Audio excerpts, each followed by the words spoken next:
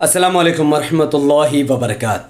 अल्लाह के नाम से शुरू जो बड़ा मेहरबान और निहायत रहम करने वाला है। यह वीडियो अनभक्त और जुम्मन मुसलमानों के लिए नहीं है, क्योंकि इस वीडियो में कही जाने वाली, बोली जाने वाली और सुनाई जाने वाली कोई भी बातें अनभक्त और जुम्मन मुसलमानों के पल्ले नहीं पड़ेगी, क्योंकि यहाँ बात बहुत हाई स्टैंडर्ड की होगी। उन मुद्दों पर होगी जिन पर ध्यान अक्सर मुसलमान और वो अनभक्त नहीं देते, जिनको इससे कोई लेना ही देना नहीं है। बात कश्मीर की है। 1.5 साल से कश्मीर राज्य के स्टेटस में नहीं है, स्टेट स्टेटस में नहीं है, बल्कि वो यूनियन टेरिटरी, केंद्र शासित प्रदेश स्टेटस में है। जानते हैं इसका मतलब क्या होता है? इसका मतलब होता है कि सरकार तो आप चुनेंगे, लेकिन उस सरकार को कंट्रोल नहीं होगा। उस स्टेट को कंट्रोल करने वाले सेंट्रल सरकार होगी, बीजेपी होगी, जिसके सेंट्रल में हुकूमत होगी। For an example, West Bengal एक राज्य है, एक स्टेट, एक आजाद राज्य। आप किसी भी सरकार को वोट दें, गालिबन अभी इधर पर ममता बनर्जी हमारे बदनसीबी से, ये ममता बनर्जी बंगाल के हिंदू मुसलमानों ने मिलकर उसे चुना। वो जो चाहेगी बंगाल में करेगी। दंगा रोकना हो तो दंगा रोकेगी, और कराना है तो कराएगी, जैसा कांकी नारा। स्टेट में क्या खर्चा करना है, क्या स्कूल बनाना है, कितना कॉलेज, कितना हॉस्पिटल, कितने रोजगार के अवसर पैदा करने हैं, ये सब ममता बनर्जी के कंट्रोल में, क्योंकि ये एक राज्य है। लेकिन अगर मोदी सरकार चाहे तो कश्मीर के फॉर्मूले पर अमल करते हुए इसी वेस्ट बंगाल को यूनियन टेरिटरी बना सकती है। तब क्या चेंजेस आएगा? एक तरफ राज्य वाला वेस्ट बंगाल, एक तरफ यूनियन टेरिटरी वाला वेस्ट बंगाल। राज्य वाले वेस्ट बंगाल में वो कुछ भी कर सकती थी, लेकिन जब यूनियन टेरिटरी बन जाएगा तो ये नाम का सीएम रह जाएगी, बल्कि पूरा वेस्ट बंगाल का कंट्रोल दिल्ली से किया जाएगा। यहां पर टॉयलेट भी अगर बनाना हो तो बिना दिल्ली के कंट्रोल के नहीं बन सकती है।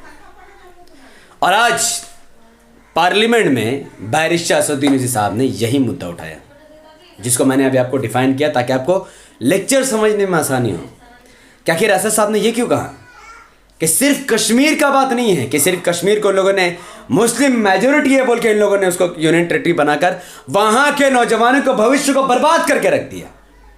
और एक एक गवर्नमेंट एम्प्लॉय में IAS ऑफिसर, IPS, जितने भी सारे गवर्नमेंट एम्प्लॉय हैं, मेजोरिटी वहां पर ब्राह्मणों की और हिंदुओं की भरी जा रही है। मुसलमानों को खदेड़ कर निकाला जा रहा है, या फिर वहां पर ऑप्शन ही नहीं दिया जा रहा है, जबकि वो मुस्लिम बहुल, मुस्लिम मेजोरिटी कश्मीर है। मैं इस बात को खुल के कहने से नहीं डरता, आपको डर है तो आप मत बोलो। लेकिन असद साहब ने सदन से खड़े होकर कहा कि ये सब कुछ सिर्फ कश्मीर के लिए नहीं है, बल्कि ये चेन्नई में भी होगा, तमिलनाडु में भी होगा, आसाम में होगा, बंगाल में भी होगा। और जैसे कश्मीर को उसका हक छीना गया और तमाम भारत के लोग खामोश होकर एकदम टीवी देख रहे थे, किसी को कोई परवाह नहीं था, गुलाम हो गए। कश्मीर के लोग इस वक्त गुलाम हैं। केंद्र शासित प्रदेश का मतलब है गुलामी है, कि आप अपनी सरकार चुनकर भी कुछ नहीं कर सकते। लेकिन जब बंगाल के ये लोग केंद्र शासित प्रदेश करेंगे तब आपको पता चलेगा। और असद साहब की वीडियो दिखाने से पहले मैं एक बात और क्लियर कर दूं कि ये लोग आखिर एक स्टेट को केंद्र शासित प्रदेश क्यों कर रहे हैं। उसका एक सबसे बड़ा रीज़न है और एक सबसे बड़ा साइन है। पहले मैं साइन का जिक्र करूँ। जिस स्टेट में बीजेपी सरकार नहीं बना पाती है, जिस स्टेट में मुस्लिम मेजोरिटी ज़्यादा है, जिस स्टेट में हिंदू मुस्लिम से नफरत नहीं करता, जिस स्टेट में दंगे नहीं होते, और जो स्टेट ज़्यादा डेवलपमेंट करेगा उसका चांसेस ज़्यादा यूनियन टेरिटरी बनने का है। कश्मीर में बीजेपी सरकार नहीं थी, टूट गया, अलायंस टूट गया था उनका महबूबा मुफ्ती के साथ। कश्मीर GDP के मामला में पूरे राज्यों के इकोनॉमी मामले में बेस्ट है, रोज़गार के मामले में बेस्ट है, भुखमरी के मामले में बेस्ट है, तमाम चीज़ों के मामले में कश्मीर इस वक्त पूरे भारत के तमाम बेस्ट स्टेट में से एक है। फिर भी वो यूनियन टेरिटरी बन गया। क्यों? सदन से झूठ बोला गया कि वहाँ पर गरीबी, वहाँ भ्रष्टाचारी नहीं है बॉस। वो कश्मीर है जो सबसे ज़्यादा बीजेपी का विरोध किया जाता है। तो बंगाल में भी जिस दिन अगर इस बार सरकार नहीं बना पाए भारतीय जनता पार्टी, और किसी भी तरीके से वो MLA खरीद कर सरकार बना लेती है और हम लोगों ने प्रोटेस्ट किया, एहतजाज किया, तो नो डाउट हमारा भी हाल वैसे ही होगा। पूरा मिलिट्री, 30,000 मिलिट्री उतार कर बंगाल के चारों तरफ से सेंट्रल घेर लेगी और स्टेट की सरकार को निस्तो नाबूद करेगी। जो लोग इनके खिलाफ आवाज़ उठा रहे थे सबको डिटेन करेगी, ममता बनर्जी को भी जेल करेगी। फिर कोई बोलने वाला नहीं बचेगा। फिर 2-3 साल के लिए छोड़ देगी। 2 साल तक नेट काम नहीं करेगा, 2 साल तक बिजली काम नहीं, कुछ नहीं काम करेगा, बस आप पड़े रहो चुप से। अब बाहर मिलिट्री खड़ी है, आवाज़ उठाओ तो फिर देखो वो तुम्हारा क्या करेगा।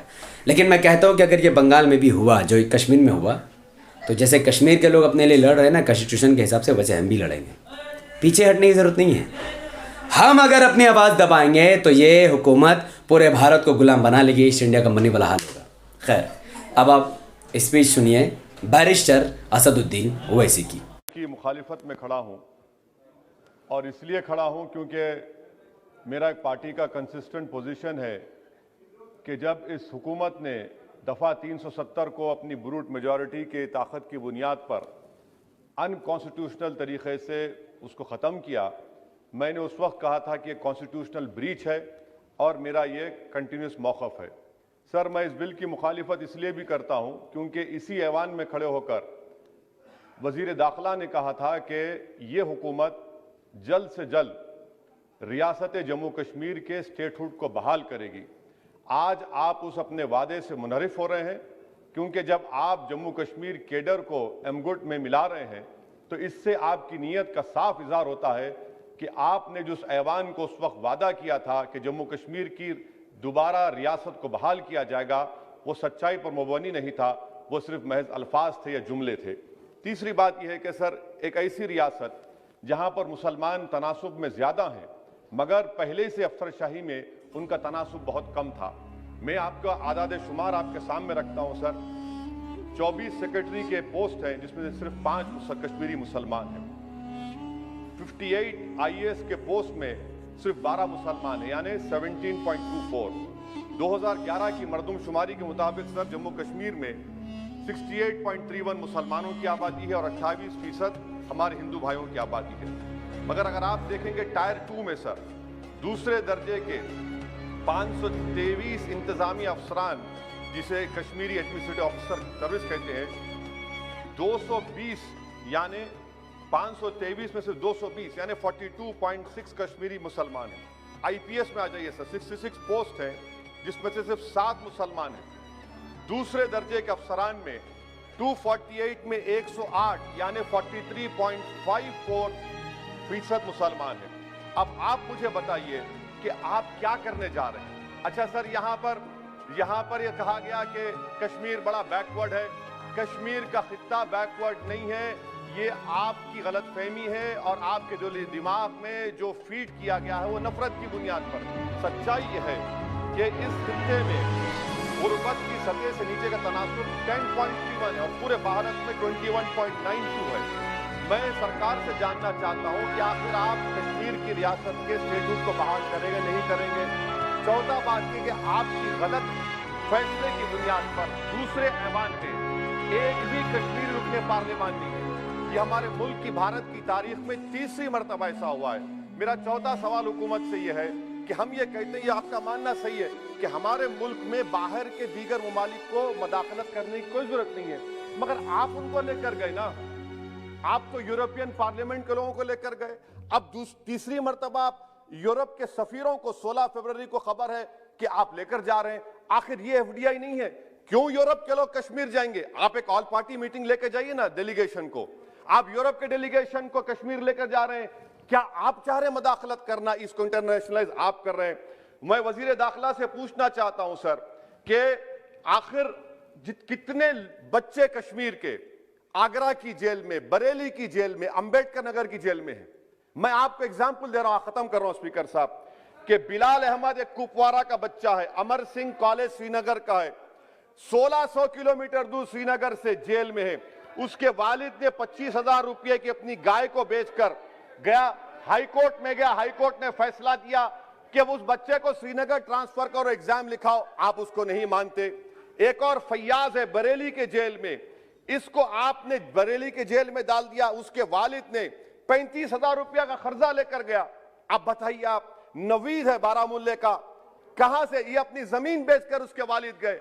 आखिर कितने बच्चे PSA के तहत जेल में हैं? आप उनको कब छोड़ेंगे? और मैं ये बड़ी आखिर में आपसे कह रहा हूं स्पीकर साहब कि यहां पर जितनी नाम निहाद सेकुलर पार्टियों ने हुकूमत के इस इक़दाम की तायीद की, तैयार हो जाइए। ये हुकूमत जो करती है ना, ये दोबारा दोहराएगी और हम तारीख में देखेंगे कि खुदा ना खास्ता चेन्नई को, अहमदाबाद को, बेंगलुरु को, हैदराबाद को यूनियन टेरिटरी बनाएंगे ये लोग। ये कश्मीर में तो एक एग्जाम्पल बना दिए, यहां तक तजुर्बा किया गया। आज ये सब बैठकर थाली मार रहे हैं। जब लखनऊ यूटी बनेगा, जब बेंगलुरु यूटी बनेगा, जब मुंबई यूटी बनेगा, उस वक्त हाय हाय करेंगे। ये कंसिस्टेंट पॉलिसी आपकी है। इसीलिए सर, मैं होम मिनिस्टर से जो सवालात किया हूं, मैं आपसे पूछना चाहता हूं। और ये 2G से 4G करके आपने एहसान नहीं किया, अमेरिका के दबाव में आपने किया। ब्रैड शर्मन से भारत के सफीर ने मिला, अमेरिका ने स्टेटमेंट दिया और आपने 2 दिन में 4G को बहाल कर दिया। आप इस मसले को इंटरनेशनलाइज कर रहे हैं, ये गलत है और इससे कश्मीरी अवाम का डिसएम्पावरमेंट होगा, एलिनेशन बढ़ेगा। शुक्रिया सर। जैसा कि मैंने कहा कि ये वीडियो अंधभक्त और जुम्मन मुसलमानों के लिए नहीं। अब मैं उसका रीज़न बताता हूँ मैंने ऐसे क्यों कहा। सदन में सिर्फ असदुद्दीन ओवैसी साहब तो नहीं है MP, 400 से ज़्यादा MP हैं, जिसमें से करीबन 100 ऐसे MP हैं जिन्होंने मुसलमानों को वोट लेकर जीत हासिल की है। 100। 1 और 2 वाहिद ऐसे MP है जिन लोगों ने उसका हक अदा किया। एक का नाम है असदुद्दीन ओवैसी, दूसरा का नाम है इम्तियाज जलील। इनके अलावा 100 ऐसे MP है तृणमूल कांग्रेस से जीते हुए हैं मुसलमानों को वोट लेकर, CPM से जीते हुए हैं मुसलमानों को वोट लेकर, कांग्रेस से जीते हुए हैं मुसलमानों को वोट लेकर, समाजवादी पार्टी से जीते हुए हैं मुसलमानों को वोट लेकर, बहुजन समाज पार्टी से जीते हुए हैं मुसलमानों को वोट लेकर, और कितने सारे पार्टियां हैं NCP से जीते हुए मुसलमानों को वोट लेकर। लेकिन कश्मीर के लिए कोई नहीं बोला, किसी ने कश्मीरी मुसलमान के लिए आवाज़ नहीं उठाई। आवाज़ कौन उठाया भाई? असदुद्दीन ओवैसी ने। मैं अब भी आपसे पूछता हूं, क्या आज आपके सामने इतना बड़ा शख्सियत है जो सुबह से लेकर रात तक, दिन से लेकर शाम तक हर वक्त मुसलमान का मुद्दा उठाता है, हर वक्त जुल्म के खिलाफ बोलता है, नरेंद्र मोदी अमित शाह की आंखों में आंखों डाल के जवाब देता है, सवाल उठाता है, डरता नहीं है, कौम को बहादुर बनाने में लगा हुआ है। क्या इस बंदे को आप सब वोट देंगे?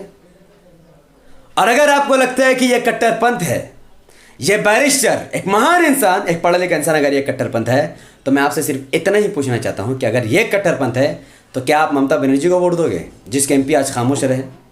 किसको वोट दोगे? क्या आप राहुल गांधी को वोट दोगे, जिसने कश्मीरी मुसलमान के लिए क्या बोले और खुद कश्मीर को डिटेन करने वाला ये इंसान, इसका बाप दादा है? CPM को वोट दोगे जो खामोश था कश्मीरी मुसलमान पर? RJD, JDU, SP, BSP को वोट दोगे? ये तमाम लोग खामोश। इनको मुसलमानों को वोट मिल गया, अब ये आराम से महल में आराम करेंगे बस। बाकी हर बिल में ये लोग BJP के साथ हैं और हर साल मुसलमान इनकी बात सुनकर कहते हैं, जैसे ये लोग कहते हैं ए मुसलमानों ओवैसी को वोट मत देने, BJP की B टीम है, जैसे इलेक्शन आता मुसलमान इनके पीछे पीछे, ये मुसलमानों के पीछे पीछे सब मिलकर असदुद्दीन ओवैसी BJP की B टीम है। और जैसे वोट ले लिया, खत्म हो गया, NRC आया तो BJP के साथ ये लोग, ट्रिपल तलाक आया BJP के साथ ये लोग। अच्छा, और आने वाले टाइम का जितना भी कानून आएगा BJP के साथ। लिंचिंग में कोई आवाज़ ही नहीं उठाएगा, पहलू खान पर कोई नहीं बोलेगा, हाफिज जुनैद पर कोई नहीं बोलेगा, कारी ओवैस पर कोई नहीं बोलेगा। इनको मतलब ही नहीं ना। ये जिन मुसलमानों को वोट लेकर गए वो सब के सब बेशर्म मुसलमान हैं, बेगैरत मुसलमान हैं, ईमान से और इल्म से पैदल मुसलमान हैं। और मैं ये दलील की बुनियाद पर कह सकता हूँ कि उन मुसलमानों को कौम की कोई परवाह नहीं है।